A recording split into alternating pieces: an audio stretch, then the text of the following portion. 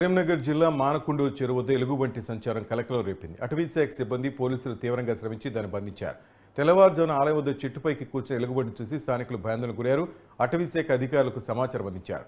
వరంగల్ నుంచి ప్రత్యేకంగా సిబ్బందిని రప్పించారు. మత్తుమందు ఇచ్చేలోపు అది అక్కడి నుంచి పరారైంది. ఆ తర్వాత వలలు ఏర్పాటు చేసి పట్టుకున్నారు.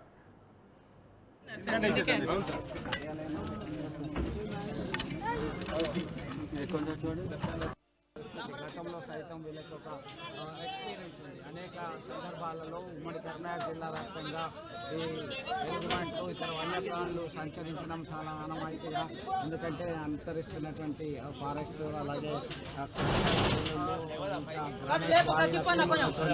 వన్యప్రాణులు జనారణ్యంలో ఇబ్బందులు ఎదురవుతున్నాయి. గతంలో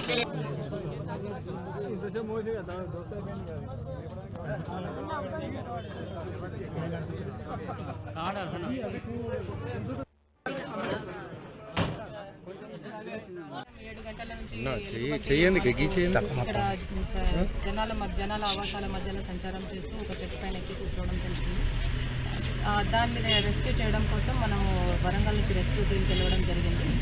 ఈ మధ్యలో రెస్క్యూ టీం అక్కడ నుండి రావడానికి కొంత డిలే అయినా ఈ local police and media and ఊరి వాళ్ళ సహకారంతో మనుషులకు జంతువుకి ఏమీ జరగకుండా మేము చూసుకోగలిగాము.